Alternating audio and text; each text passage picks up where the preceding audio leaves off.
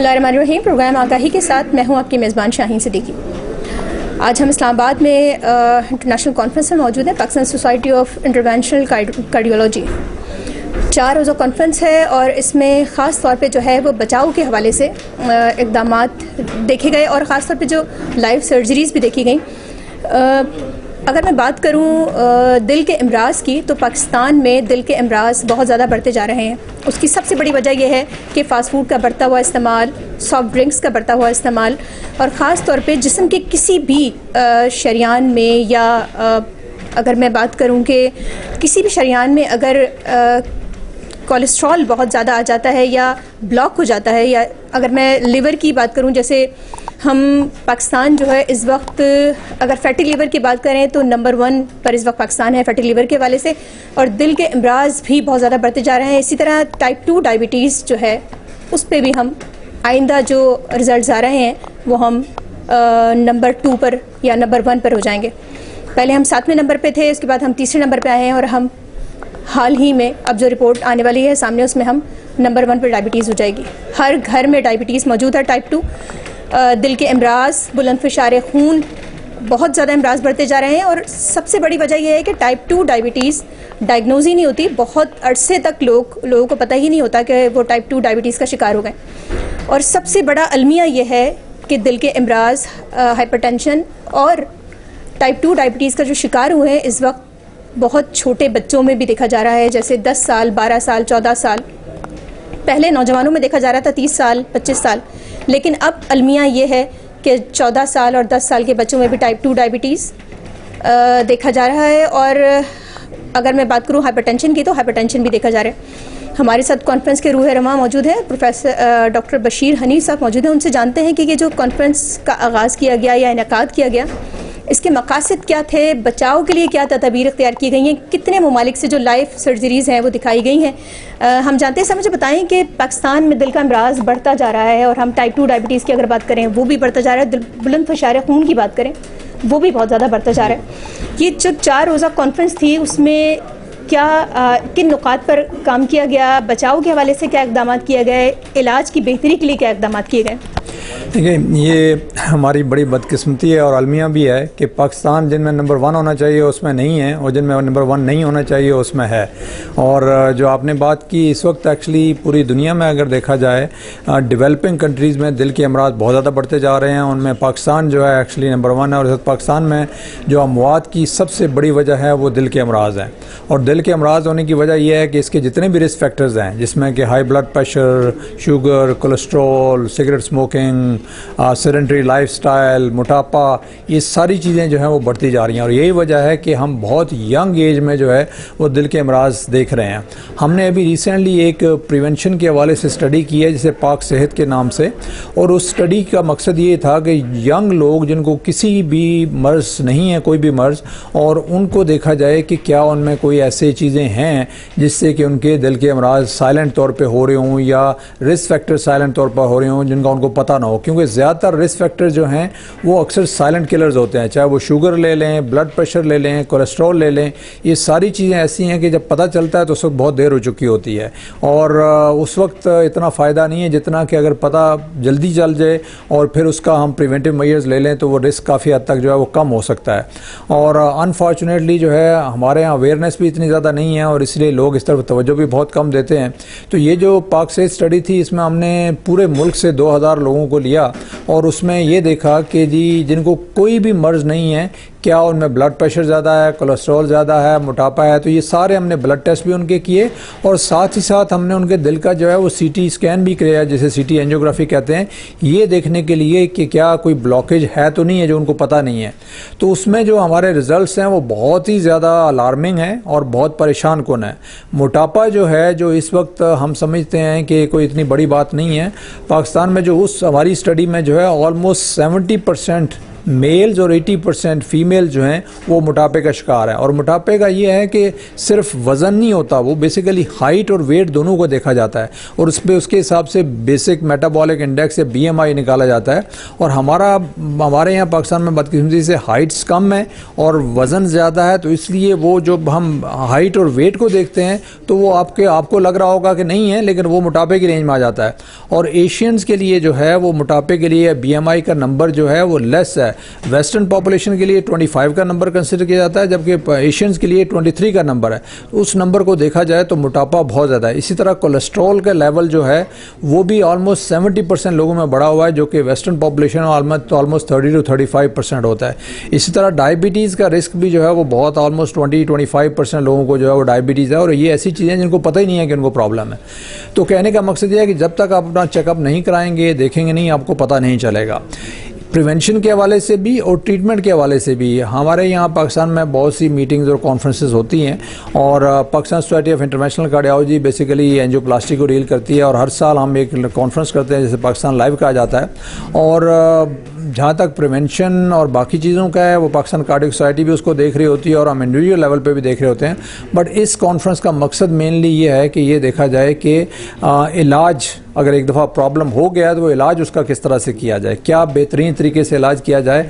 और अल्हम्दुलिल्लाह मैं बड़े फ़ख्र से ये कह सकता हूँ कि आज पाकिस्तान में कोई भी ऐसा दिल के हवाले से इलाज नहीं है जो मौजूद ना हो, जो कहीं दुनिया में और जगह में मौजूद हो और हमारे यहाँ मौजूद ना हो। बदकिस्मती से दिल का इलाज जो है वो बहुत महंगा है, आम आदमी की पहुंच से बहुत दूर है। इसीलिए हम बार बार कहते हैं कि prevention is better than cure, और बेहतर है कि इस नौबत आने से पहले आप चेक कर लें और प्रिवेंट कर लें। मैं एक सिंपल चीज़ आपको बताऊं, अगर आप 5 days a week 30 minutes brisk walk करते हैं तो 40% दिल के अमराज का रिस्क कम कर सकते हैं। बहुत ही सिंपल चीज़ है, लेकिन यह है कि अक्सर लोग कहते हैं हमारे पास टाइम ही नहीं है। अगर आप अपने लिए टाइम नहीं निकाल सकते तो फिर तो मतलब कोई उसका हल नहीं है। एक दफ़ा आपको दिल का मर्ज़ हो गया, ना सिर्फ आपके लिए बल्कि सारी ज़िंदगी आपके फैमिली के लिए एक जो है डिसेबिलिटी बन जाएगी। और ये दिल का मर्ज़ ऐसा है कि क्योरेबल नहीं है, ये मतलब इसको इलाज के साथ आप कंट्रोल तो कर सकते हैं बट क्योर नहीं कर सकते। तो बेहतर यही है कि होने से पहले इसको देखा जाए। तो अब इस कॉन्फ्रेंस में हमने बेसिकली फोकस हमारा ये था कि दिल के अमराज को इलाज के लिए क्या किया जा सकता है, कौन से नए नए तरीके आए हैं। और उसके लिए हमने ना सिर्फ के इंटरनेशनल एक्सपर्ट्स को यहाँ पे बुलाते हैं जो आके टॉक्स भी देते हैं, डिस्कशंस भी करते हैं, फिर लाइव केसेस भी करते हैं। हमारे डिफरेंट जो हैं वो कैथ लैब्स में जाके मुश्किल तरीन जो एंजियोप्लास्टी के या वाल्व रिप्लेसमेंट के या दूसरी चीज़ें जो होती हैं स्ट्रक्चरल हार्ट डिजीज़ उसके जो हैं वो केसेस करते हैं। ना सिर्फ ये बल्कि इंटरनेशनली इस दफ़ा हमारे यहाँ तकरीबन 10 मुल्कों से जो हैं वो लाइव इंटरनेशनल जो केसेस होते हैं जो प्लास्टिक के वो ट्रांसमिट किए जा रहे हैं। और यहाँ पे हमारे एक्सपर्ट्स बैठे हुए होते हैं, वहाँ से वो केस कर रहे होते हैं। हम इंटरैक्टिव डिस्कशन करते हैं कि इसको किस तरह से करना चाहिए, किस तरह नहीं करना चाहिए, क्या बेस्ट तरीका है, और उसमें दोनों तरफ से सीखते हैं। और हमारे जो एक्सपर्ट्स हैं वो भी इस पर सीख रहे होते हैं और इस तरह से जो है एक किस्म का नॉलेज और आगे ही बढ़ती है लोगों में, हमारे डॉक्टर्स में भी, जिससे कि वो तरीके इलाज बेहतरीन से बेहतरीन हम अपने लोगों को यहाँ पे मुहैया कर सकते हैं। इस वक्त अमेरिका से, यूके से, रशिया से, चाइना से, उसके अलावा जो है वो सिंगापुर से, तो ये चंद मुल्क हैं जहाँ से लाइव केसेस जो हैं हमारे यहाँ पे वो ट्रांसमिट हो रहे हैं और उसमें जो है वो डिस्कशन भी चल रही है। अच्छा सर, मुझे बताएं कि जैसा कि आपने बताया कि बहुत सारे ममालिक से यहाँ पर लाइव जो है दिखाया गया और बहुत सारे डॉक्टर्स जो सीखने के लिए यहाँ पर बैठे थे, मतलब ये कि मुफ्त ट्रेनिंग एक तरीके से हम कह सकते हैं यहाँ पर उनको हासिल, मुल्क से बाहर जाएंगे, अल्लाह पता सरमाया जाएगा मुल्क का। तो यहाँ कितने लोगों को, कितने डॉक्टर्स से जिनको आपने ये जो लाइव सेशन किया और फिर इसको ट्रेन किया? देखिए हमारे पाकिस्तान में इस वक्त अगर देखा जाए तो इंटरनेशनल कार्डियोलॉजी के तकरीबन समझे 700-800 के करीब डॉक्टर्स हैं जो कि हमारे पास सोसाइटी में रजिस्टर्ड भी हैं और सर्टिफाइड भी हैं। और उसमें से मैं कहूँगा कि जो यहाँ पे फिज़िकली मौजूद हैं तकरीबन 1000-1500 तो आते ही हैं, समटाइम 2000 तक भी आ जाते हैं। बाकी जो है वो ऑनलाइन चीज़ें जो है वो देख रहे होते हैं। और ये जो कॉन्फ्रेंस है हमारी पूरी की पूरी बाद में रिकॉर्डेड होती है और हमारे वेबसाइट पे भी अवेलेबल होती है, जो कि डॉक्टर्स वहाँ पे जाके जो है वो देख सकते हैं और वहाँ से भी जो है वो सीख सकते हैं, और through out the year learning होती है। बाकी ये है कि ये कॉन्फ्रेंस ऑब्वियसली ये एक्सरसाइज बहुत बड़ी एक्सरसाइज है, इतने लोगों का इंटरनेशनली भी और नेशनली भी ला के अरेंज करना इट्स ऑलमोस्ट इम्पॉसिबल। और मैं इसमें डेफिनेटली शुक्रिया अदा करना चाहूँगा हमारे जो इंडस्ट्री के लोग हैं जिनकी सपोर्ट से ये सब कुछ मुमकिन होता है।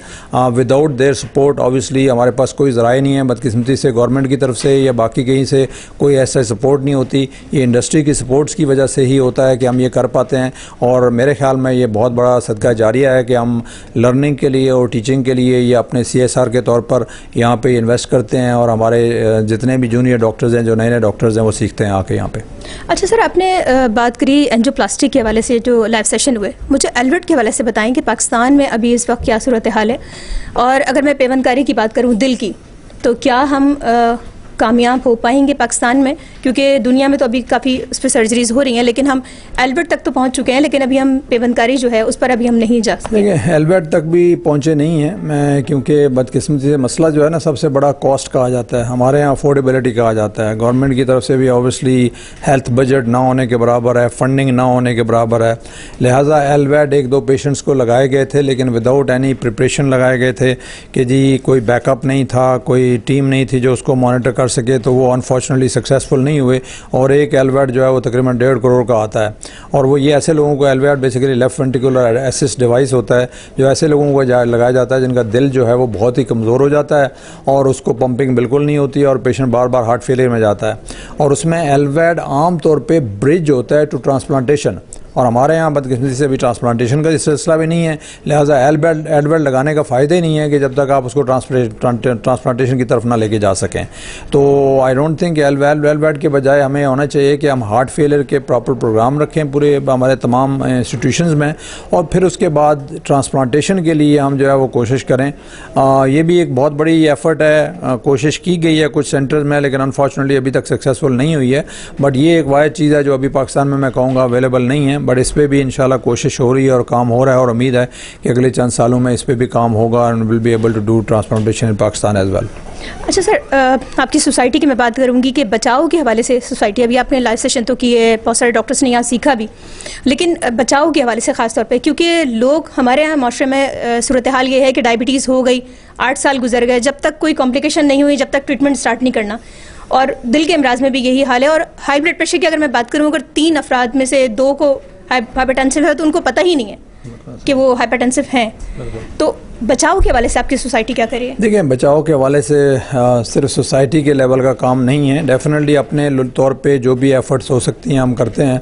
और मेरी नज़र में बचाव के लिए सबसे अहम चीज़ है आगाही पैदा करना, लोगों में आगाही पैदा करना कि जी ब्लड प्रेशर जो है वो साइलेंट किलर है। हमारे यहाँ तो कॉन्सेप्ट ये है कि जी सर में दर्द हो गया तो जी ब्लड प्रेशर हाई है, और वो उस पर जो है वो हो गया, हालांकि ब्लड प्रेशर और सर दर्द का आपस में कोई ताल्लुक नहीं है। ब्लड प्रेशर जो है, अगर यहाँ पर जितने लोग मौजूद हैं सबका चेक करें तो शायद उसमें से 8-10 लोगों का ब्लड प्रेशर हाई मिलेगा आपको, लेकिन उनको सिम्टम कोई भी नहीं होंगे। तो इसलिए हम इसको साइलेंट किलर कहते हैं। डायबिटीज़ भी जो है वो साइलेंट किलर है। तो अपना चेकअप कराएं, अपना बॉडी मास इंडेक्स चेक कराएं, वेस्ट सर्कमफ्लेक्स चेक कराएं, कोलेस्ट्रॉल चेक कराएं, ब्लड प्रेशर शुगर चेक कराएं। तो ये आगाही पैदा होगी कि ये ज़रूरी चीज़ें हैं। इसी तरह से एक्सरसाइज के हवाले से अनफॉर्चुनेटली हमारी एक्टिविटीज़ बिल्कुल ख़त्म होती जा रही हैं। बच्चों के लेवल पर स्कूल्स घरों में बन गए हैं, कोई प्ले ग्राउंड नहीं रहे हैं, बच्चे जो हैं वो सोशल मीडिया और फ़ोन और सब, हम बड़े भी और छोटे भी हर कोई उस पर लगा हुआ है। तो no one has time to do these things. तो ये उनमें अवेयरनेस क्रिएट करने की ज़रूरत है कि ये बहुत अहम है। मैं जब भी किसी मरीज़ को कहता हूँ ना, तो सबसे पहला जवाब होता है डॉक्टर साहब मेरे पास टाइम ही नहीं है, मैं सुबह 7 बजे जाता हूँ, रात के 8 बजे आता हूँ, या तो मैं कब एक्सरसाइज करूँ।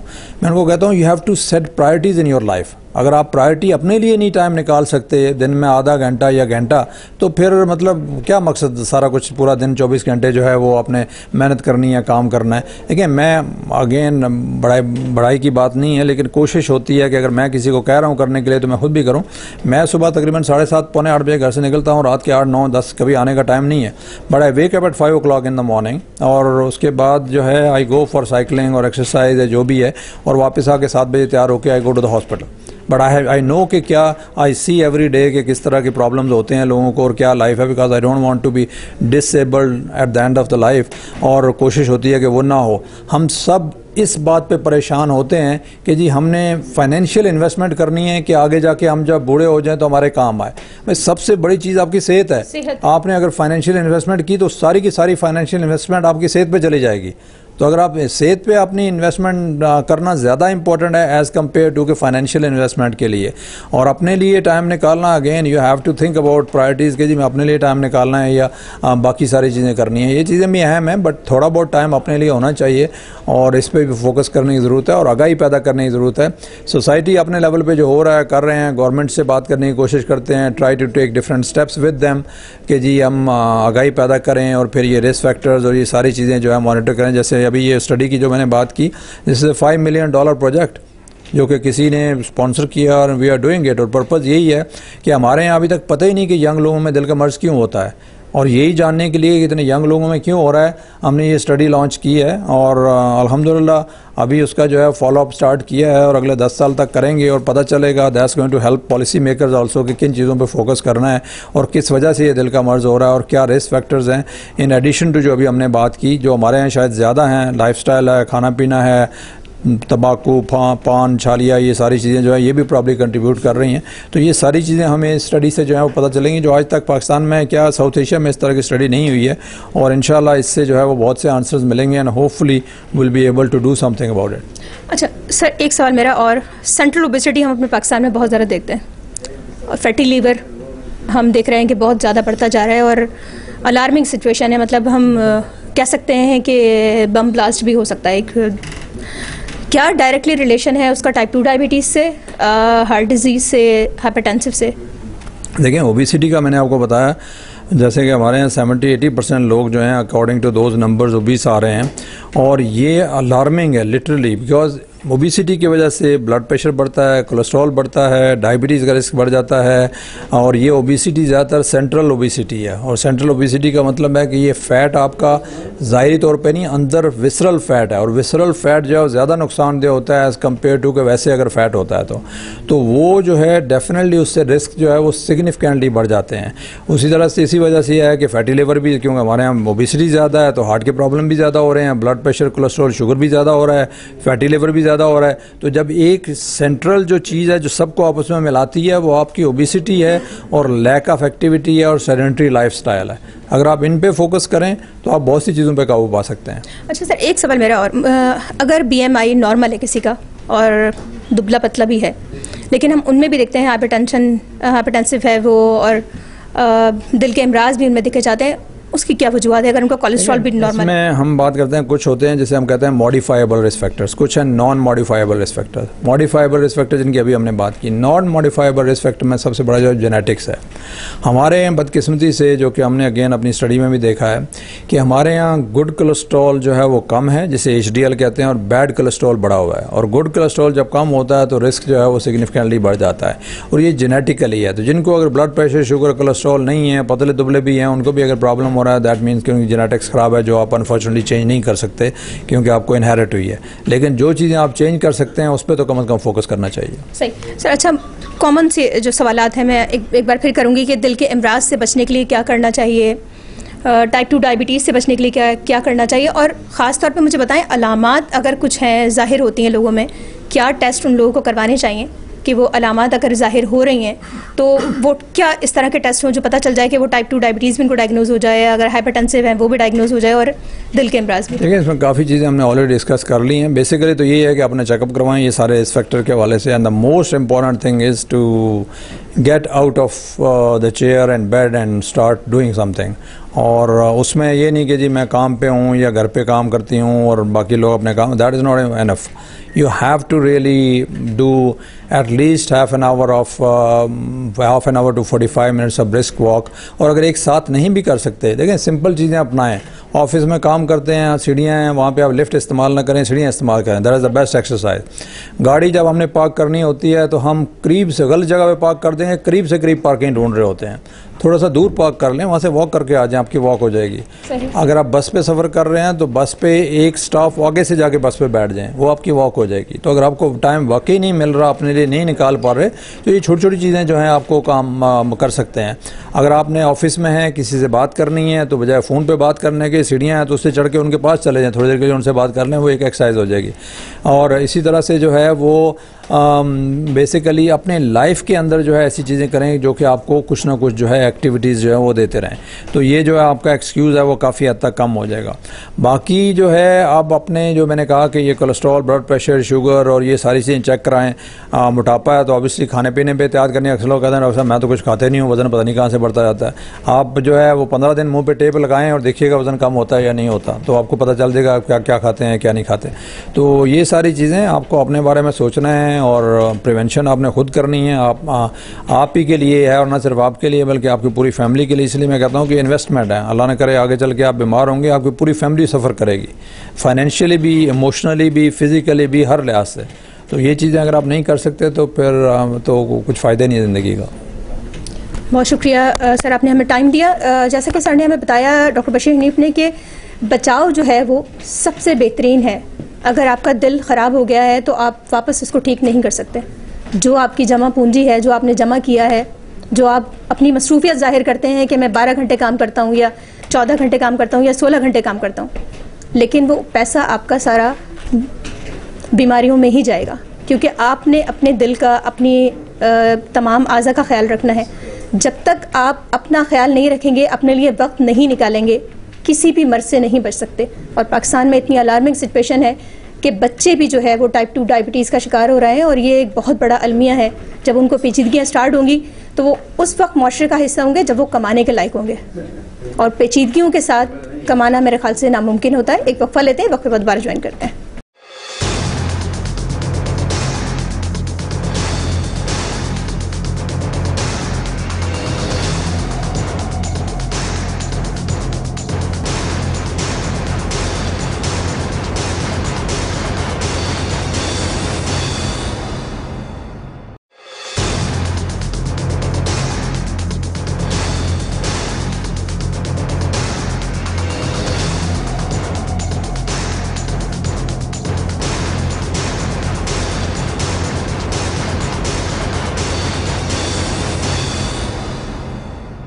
जी बिल्कुल नाज़रीन, एक बार फिर प्रोग्राम में खुशामदीद कहते हैं। हमारे साथ कौमी इदारा बराए अमराज़ क़ल्ब के डायरेक्टर मौजूद हैं, प्रोफेसर डॉक्टर ताहिर सगीर। उनसे जानते हैं सूरत हाल जो है वो बहुत गंभीर है। दिल के अमराज में मुब्तला नौजवान जो है वो एमरजेंसीज़ में लाए जा रहे हैं। OPDs में भी तादाद देखी जा रही है बहुत ज़्यादा।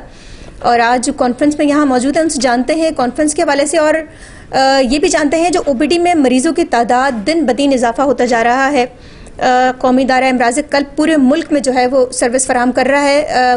पूरे मुल्क में सेंटर्स नहीं हैं, सिंध भर में सेंटर्स हैं, लेकिन जो मरीज़ हैं वो पूरे मुल्क से यहाँ पर आते हैं और मुफ्त इलाज जो है वो फराहम किया जाता है। अद्वियात भी जो है मुफ्त होती हैं, और ख़ास तौर पे अगर मैं तशख़ीस की बात करूँ, जो तशख़ीस सबसे ज़्यादा महंगी है वो भी मुफ्त सर्विस जो है वो फराहम की जाती है। सक्खर की अगर मैं बात करूँ तो बच्चों का एक बड़ा सेंटर जो दिल में जो सुराख बच्चों के है, वो अगर मैं आज से 10 साल या 15 साल पुरानी बात करूं तो इतना अच्छा ट्रीटमेंट नहीं था, लेकिन अब जो है वो डोर स्टेप पे जो है वो सर्विस फराहम की जा रही है। चेस्ट पेन यूनिट बहुत ज़्यादा बनाए गए हैं कौमी इदारा अमराज़ क़ल्ब के। जानते हैं कि क्योंकि तहकीक जो है वो बड़ा अहम जुज़्व होता है किसी भी इलाज की बेहतरी के लिए। किसी भी मर्ज़ का इलाज को अगर बेहतर किया जाए तो तहकीक बहुत ज़रूरी होती है, और तहकीक के लिए अगर मैं कौमी इदारा अमराज़ क़ल्ब की बात करूं तो दुनिया भर में सबसे बड़ा सेंटर समझा जाता है कौमी इदारा अमराज़ क़ल्ब। सर, आपको प्रोग्राम में खुशामदीद कहते हैं। शुक्रिया जनाब। सर, मुझे बताएं कि बहुत ज़्यादा दिल के अमराज का बर्डन बढ़ता जा रहा है। हम कितना इलाज करेंगे? अगर पूरी मुल्क का भी बजट लगा दिया जाए इस मर्ज़ के इलाज पर तो मेरे ख्याल से मुमकिन नहीं होगा उसका इलाज फराहम करना। हम देख रहे हैं इमरजेंसी में बिल्कुल यंग मरीज़ लाए जा रहे हैं जिनको दिल का आर्जा हो चुका है, और यहाँ कॉन्फ्रेंस में आप मौजूद हैं। इस कॉन्फ्रेंस के हवाले से पहले आप क्या कहेंगे, और फिर जो नौजवानों में ये मर्ज़ बढ़ता जा रहा है उसके हवाले से हमें थोड़ा सा बताएं। कॉन्फ्रेंस ये पाकिस्तान की सबसे अच्छी और वेल ऑर्गेनाइज्ड कॉन्फ्रेंस है जो कि हर साल हम करते हैं। हमने इस कॉन्फ्रेंस को इस दफ़ा फिक्स कर दिया है डेट के हिसाब से कि हर साल इन्हीं डेट्स में करेंगे। और ये कॉन्फ्रेंस में जो सबसे अच्छी बात ये होती है कि दुनिया की जो लेटेस्ट चीज़ें हो रही होती हैं दिल के इलाज के मुतालिक, वो तमाम की तमाम इसमें हम जो है ना शो करते हैं और उसी बेसिस पे फिर ये चीज़ें पाकिस्तान में भी आती हैं। इस कॉन्फ्रेंस में तकरीबन 9 से 10 इंटरनेशनल लाइव ट्रांसमिशंस हैं और तकरीबन 6 से 7 जो है ना पाकिस्तान से लाइव ट्रांसमिशन है। ये जो ट्रांसमिशंस होती हैं इनमें मुख्तलिफ प्रोसीजर्स होते हैं जिनमें state of art equipment use होती है और नई नई जो टेक्निक्स ईजाद हो रही है उनको यूज़ किया जाता है। इसके अलावा इस कॉन्फ्रेंस में जो हमारे नए इंटरवेंशन के कार्डियोलॉजिस्ट तैयार हो रहे हैं उनके लिए बहुत मवाद होता है, उनके लिए फेलो कोर्स होता है। इसके अलावा उनसे रिलेटेड जो चीज़ें होती हैं उनको हाईलाइट किया जाता है और इन्हीं की बेसिस पे जो हमारे पार्टनर्स हैं इस कॉन्फ्रेंस के वो फिर सपोर्ट करते हैं। आज भी एक बेहतरीन किस्म का फेलोज़ के लिए कंपटीशन हुई थी जिसमें फिर एंड में जाके 3 लोग जो सेलेक्ट हुए हैं उनमें से एक को कॉन्फ्रेंस की स्पॉन्सरशिप है, एक को लैपटॉप दे रहे हैं। तो इस तरह जो है इनकरेजमेंट भी होती है। इस कॉन्फ्रेंस के लिए हर साल तकरीबन 5 से 6 महीने जो है इंतज़ामात शुरू किए जाते हैं। चूँकि कुछ चीज़ें ऐसी हो रही हैं जो कि महंगाई की तरफ जा रही हैं तो इसलिए हमारे पे फाइनेंशियल बर्डन बढ़ता जा रहा है, मगर फिर भी हम इस चीज़ को कैटर कर लेते हैं और हमारी कॉन्फ्रेंस का जो मयार है वो पहले से ज़्यादा बढ़ता चला जा रहा है। ये कॉन्फ्रेंस सिर्फ पाकिस्तान के 3 बड़े शहरों में हम रोटेट करते हैं, पिंडी, इस्लामाबाद, लाहौर और कराची में। नेक्स्ट टाइम ये कॉन्फ्रेंस फिर अब लाहौर में होगी इन्हीं डेट्स में। बाकी जो आप बात कह रही हैं कि ये महंगा इलाज और ये गवर्नमेंट कैसे करेगी, तो इसमें सच्ची बात यह है कि आप कानून का ख़जाना भी ले आए तो ये इलाज से मुमकिन नहीं हो पाएगा। इसके लिए सारी दुनिया में जो चीज़ें शुरू हुई हैं वो पाकिस्तान में भी होनी चाहिए शुरू, के गवर्नमेंट के लेवल पे भी और इंस्टीट्यूशंस के लेवल पे भी बीमारी से बचाव के जो तरीके हैं उन पे अमल दरामद किया जाए। हमारे यहाँ थोड़ी सी परेशानी की बात यह है कि अगर आप किसी भी जगह पे पार्क या प्लेग्राउंड वगैरह अलॉट करते हैं गवर्नमेंट की तरफ से तो 2 से 3 साल में उसकी प्लॉटिंग होकर वहाँ मकान बन जाते हैं। सही। स्कूलों में एक बहुत गलत किस्म का रुझान हो गया कि घरों के अंदर स्कूल खुल रहे हैं, तो ये चीज़ें गवर्नमेंट के लेवल पे है, उनको करनी है। स्कूलों को बैन लगा दें, कोई घर के अंदर स्कूल नहीं बनेगा। हर स्कूल के साथ कम से कम 3 से 4 एकड़ की ज़मीन होनी चाहिए ताकि वहाँ पे बच्चों के लिए स्पोर्ट्स एक्टिविटी हो। यकीनन ये चीज़ें करने के लिए गवर्नमेंट के एंड पे विल चाहिए, अगर वो विल बनेगी तो फिर आगे बात बनेगी। इंडिविजुअल लेवल पे डेफिनेटली आपको हेल्दी हैबिट्स और हेल्दी लाइफस्टाइल को रखना है, मगर मेरे ख्याल में ये चीज़ जो है ना मास लेवल पे होगी तो अगले 8 से 10 साल के बाद ये जो बीमारी का एक इनकलाब आया हुआ है जो लावा फट रहा है ये फिर रुकेगा 8 से 10 साल के बाद, अगर हम आज इससे बचाव के तदाबीर करते हैं। अगर नहीं करेंगे तो फिर वो आप जैसे कि देख रहे हैं कि इस वक्त ब्लड प्रेशर, शुगर और हार्ट अटैक से रिलेटेड जो बीमारियां हैं वो यंगर एज ग्रुप में आनी शुरू हो गई हैं, बल्कि हो गई हैं। डायबिटीज़ 20-25 साल की उम्र में आम हो गया है। दिल के अमराज के लिए हम कार्डियो में अगर आप आएंगे तो हमारे 5-6 कैथ लैब में अगर हार्ट अटैक एक साथ आए होते हैं उसमें से 3-4 जो हैं 30-35 साल या उससे कम उम्र के लोग होते हैं। ये चीज़ डेफिनेटली हमारे यहाँ क्योंकि जॉइंट फैमिली सिस्टम है, अगर एक आदमी बीमार होता है तो फिर पूरा कुनबा जो है ना कोलैप्स करता है। तो इसके लिए बहुत ज़रूरी है कि जो बचाव की तदाबीर और इलाज इलाज के लिए गवर्नमेंट ने बहुत अच्छा काम किया है, स्पेशली सिंध गवर्नमेंट ने, कि उन्होंने तमाम का तमाम इलाज फ्री कर दिया है। उसकी वजह से इलाज तो हो जाता है, मगर डेफिनेटली आगे के फ्यूचर के लिए जो उनको एहतियात करनी है, सब चीज़ों के लिए कोई माहौल नहीं है। सिंध गवर्नमेंट की जो अपनी तरफ से उनकी काविशें हैं, उसमें डेफिनेटली तकरीबन 9 सैटेलाइट सेंटर पहले थे और एक अभी नया सैटेलाइट सेंटर बल्दिया में स्टार्ट हुआ है 100 बेड का। प्लस सूबे से बाहर जो है हम बलूचिस्तान में बच्चों के लिए फैसिलिटी दे रहे हैं। NICVD के जो प्रोफेसर्स हैं वहाँ जाते हैं महीने में 3 दिन के लिए और बच्चों के इलाज के लिए उनको हेल्प आउट करते हैं। ये सारी चीज़ें जो हैं करने के लिए डेफिनेटली पैसा चाहिए और पैसे के साथ फिर स्किल्ड लोग भी चाहिए। तो बलूचिस्तान में हमने ये किया है कि वहाँ के लोकल लोगों को तैयार कर रहे। हमारा अपना टारगेट है कि 2 साल के बाद बच्चों की जो फैसिलिटी है वहाँ के लोकल लोग करेंगे, हम फिर बैकआउट कर जाएंगे। सही। अच्छा सर, मुझे बताएं कि अगर मैं बात करूं NICVD की सक्खर सेंटर की, वहाँ बड़ी तादाद में पहले हम देख रहे थे कि इतनी बड़ी तादाद में जो है वो बच्चों का ट्रीटमेंट नहीं हो रहा था, ख़ासतौर पर दिल के सुराख के हवाले से, और अब जो है वो इतना बड़ा सेंटर कायम कर दिया गया और वहाँ सर्जरीज़ भी बहुत ज़्यादा तादाद में हो रही हैं। उस सेंटर के हवाले से हमें बताएंगे कि और सिंध के कितने अजला में जो है वो बच्चों की सर्जरीज़ हो रही हैं? इस वक्त जब इस सैटेलाइट सेंटर 2017 से बनने शुरू हुए थे तो मेन उनका मकसद था हार्ट अटैक के लिए, मगर फिर उसके बाद प्लानिंग इस तरह की गई कि फिर फर्दर फैसिलिटीज़ भी जो है ना वहाँ पे एक्सपेंड हुई।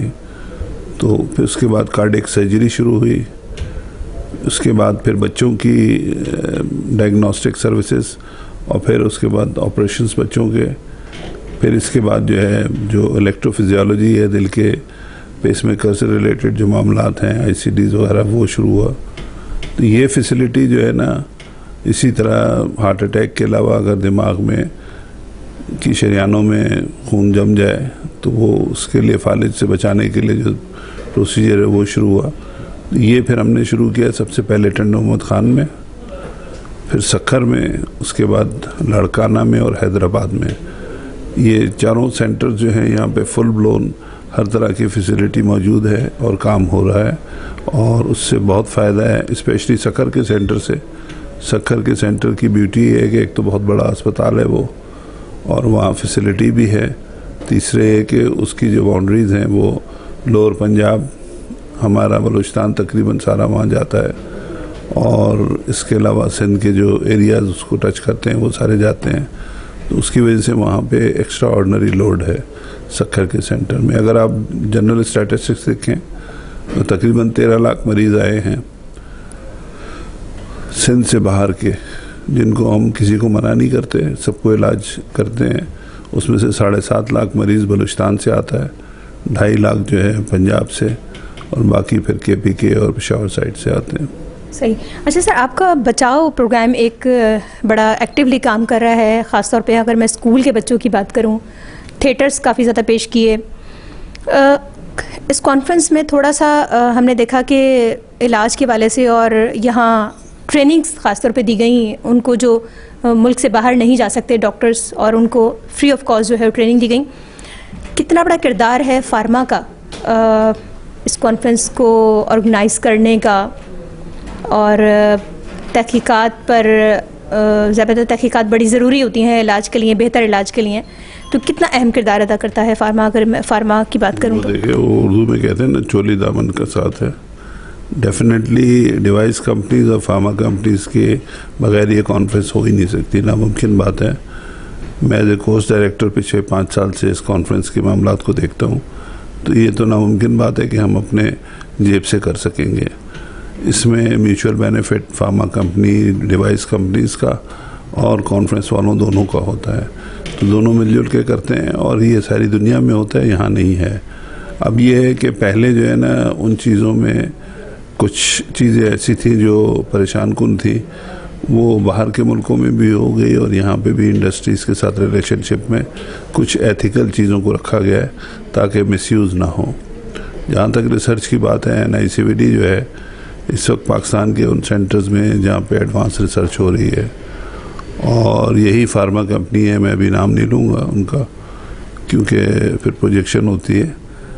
एक बड़ी फार्मा कंपनी जो है वो हमें क्लिनिकल ट्रायल यूनिट बना के दे रही है, वहाँ पे इंटरनेशनल लेवल के स्टडीज़ वगैरह कंडक्ट होंगी। इसके अलावा भी हमारे पास जो है ना इंटरनेशनल लेवल की एडवांस स्टडीज़ जो है ना हो रही हैं, जिसके लिए फंडिंग बाहर से आ रही है। तो रिसर्च का काम भी हो रहा है और ये सारी चीज़ें मिलजुल के होती हैं और हो रही हैं। सही। सर, मैं अगर बात करूं पेशेंट की रजिस्ट्रेशन की, बड़ी तादाद में NICVD में रजिस्ट्रेशन मौजूद है, मतलब डेटा अगर जिसकी बात करूं, क्योंकि अस्पतालों में डेटा की कमी होती है। अगर मलेरिया के मरीज़ों की हम पाकिस्तान में तादाद निकाल लें या किसी और मर्ज़ की तादाद निकालें, हम डायबिटीज़ की ही अगर तादाद निकालें तो हमारे पास रजिस्ट्रेशन नहीं है।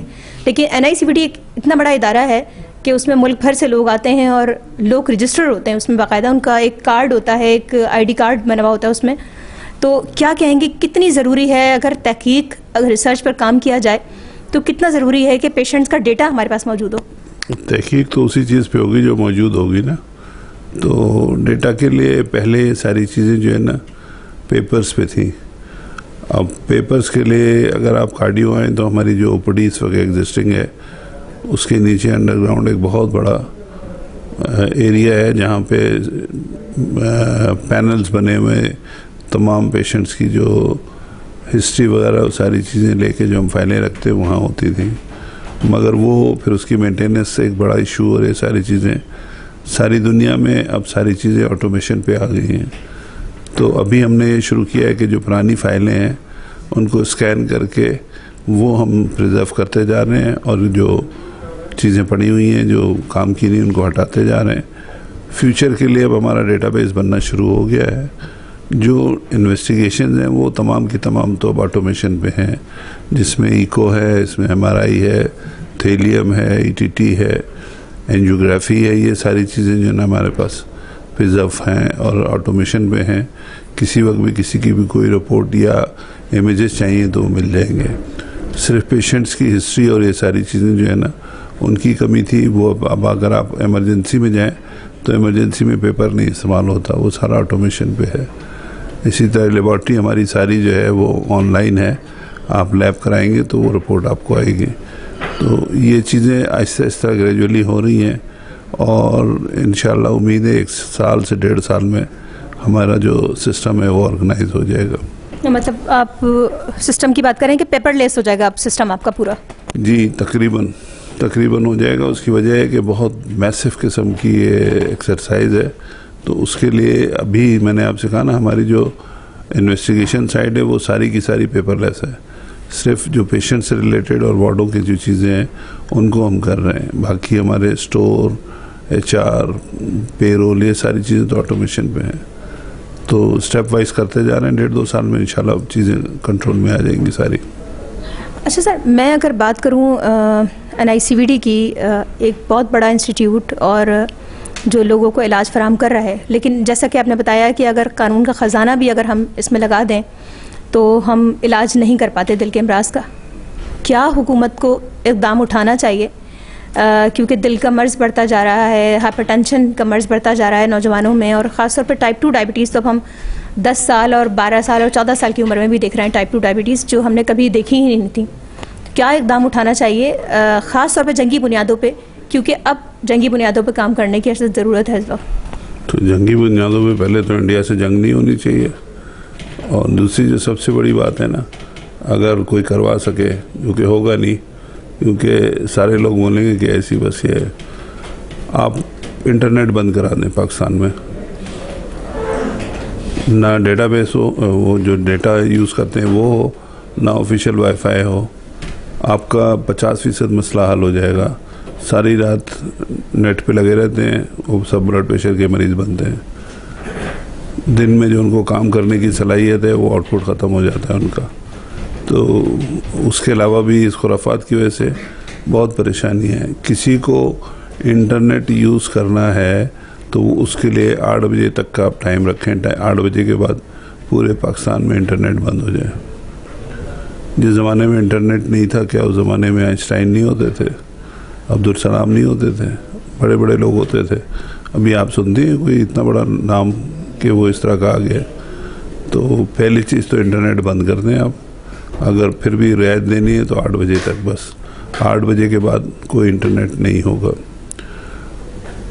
नंबर 1। नंबर 2, जो मैंने जैसे पहले कहा था, अभी इस वक्त हमारा जो बजट है NICVD SICVD का 20 अरब रुपए का है।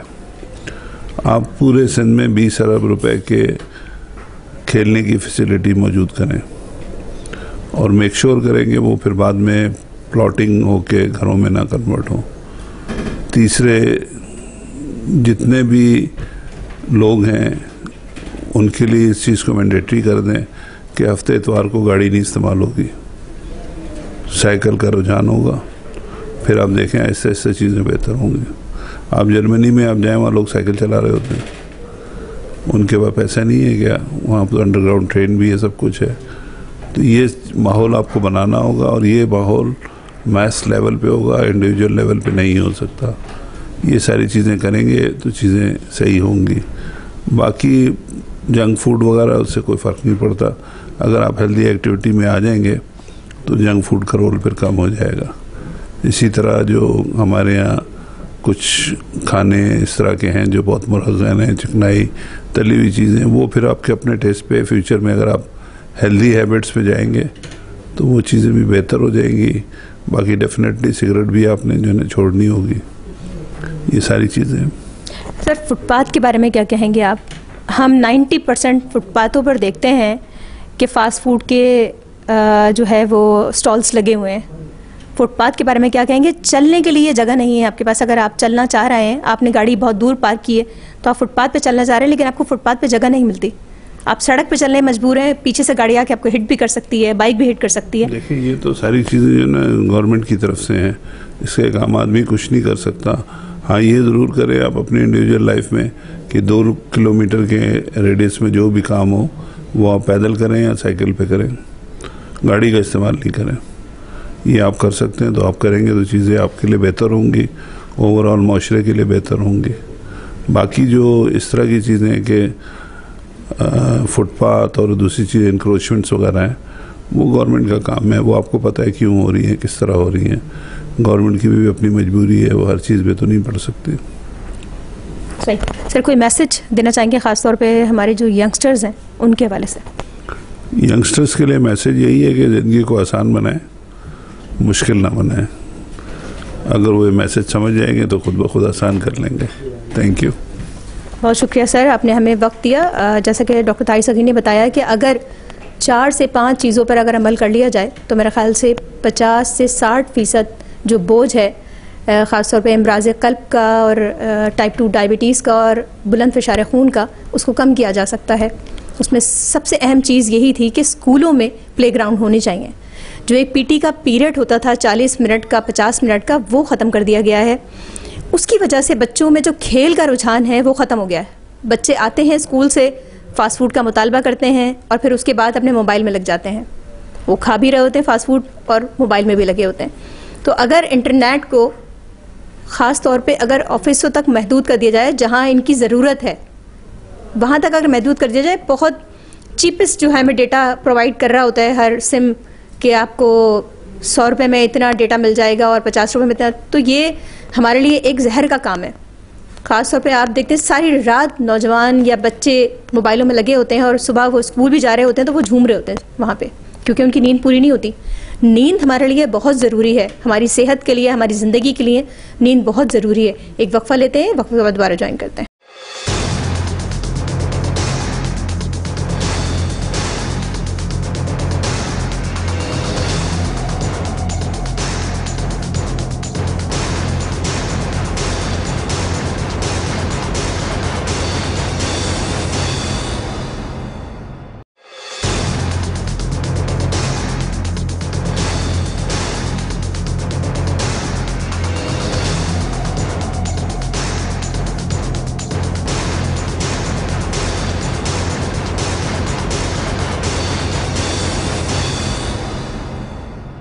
जी नाज़रीन, प्रोग्राम में एक बार फिर खुशामदीद कहते हैं। जैसा कि इस्लामाबाद में जो कॉन्फ्रेंस 4 रोज़ा कॉन्फ्रेंस मुनक्किद की गई, इसमें 400 से ज़ायद डॉक्टर्स ने जो है वो तरबियत हासिल की। लाइव सेशन किए गए दुनिया भर से, तकरीबन 10 ममालिक से जो है वो लाइव सेशन किए गए। ये एक खुशाइन बात थी कि जो हमारे ही मुल्क में इंटरनेशनली उनको जो है वो तरबियत फराहम की गई इस कॉन्फ्रेंस के ज़रिए। इस कॉन्फ्रेंस की ख़ास बात यह थी कि जो USA से डॉक्टर और मुख्तलिफ़ ममालिक से 10 ममालिक से जो है जो स्पेशलिस्ट टीम थी, उन्होंने प्रोसीजर जो थे सर्जरीज़ के, जो आसान से आसान सर्जरी के प्रोसीजर्स थे जिसमें इलाज बहुत ज़्यादा बेहतर तौर पर फ़राहम किया गया, उसके ज़रिए जो है ये 400 डॉक्टर्स जो रजिस्टर हुए इस कॉन्फ्रेंस में और उनको तरबियत फ़राहम की। अगर एक डॉक्टर बाहर मुल्क जाकर तरबियत हासिल करता तो काफ़ी ज़्यादा कॉस्ट आती उसकी, और इस कॉन्फ्रेंस के ज़रिए जो है उनको तरबियत फराहम की गई कि किस तरह प्रोसीजर होते हैं और किस तरह सर्जरीज़ होती हैं और किस तरह दिल के इमराज़ को या सर्जरी को किस तरह बेहतर बनाया जा सकता है। लेकिन एक बहुत बड़ा अलमिया ये है कि हम इलाज की बेहतरी के लिए तो काम कर रहे हैं, लेकिन दूसरी जानिब जो मुल्क पे बढ़ता हुआ बोझ है दिल के इमराज़ का, जैसा कि हमें प्रोफेसर ताहिर सगीर ने बताया कि अगर कानून का ख़जाना भी खर्च कर दिया जाए इस मर्ज़ पे तो लेकिन मुमकिन नहीं होगा इसका इलाज मरीज़ों का। इतना ज़्यादा मुश्किल है इस मर्ज़ का इलाज दिल के इमराज़ का, और पाकिस्तान पर ये बोझ बढ़ता जा रहा है। बुलंद फ़िशार खून, टाइप 2 ज़ैबितीज़ की अगर मैं बात करूँ, या मैं जिगर की चर्बी की बात करूँ, जो फैटी लीवर का मर्ज़ बढ़ता जा रहा है, वो डायरेक्टली कनेक्ट है इन तीनों गैर मुतादी इमराज से, जिसमें बुलंद फ़िशार खून, टाइप 2 ज़ैबितीज़ की और कार्डिक डिज़ीज़ की। तो ये रिलेटेड है। अगर मैं बात करूँ जो जिस्म में हमारे शरियानों पे पूरा मुश्तमिल है, खून की जो बारीक बारीक शरियानें हैं या मोटी वरीदें हैं या शरियानें हैं, उनमें अगर चर्बी की जो है वो जमनी शुरू हो जाए या मतलब उसमें ब्लॉकेज आना शुरू हो जाए, आहिस्ता आहिस्ता आहिस्ता जो बढ़ती जाती हैं, और एक वक्त यह आता है कि दिल की शरियान बिल्कुल एक बंद हो जाती है और फिर खून जो है वो उस मकदार में दिल को नहीं मिलता जिस मकदार में उसको मिलना चाहिए, और वो दिल भी फेफड़ों को वो खून फराहम नहीं करता। और होता यही है कि अचानक हार्ट अटैक होता है या दिल का कोई आर्जा लाहक हो जाता है।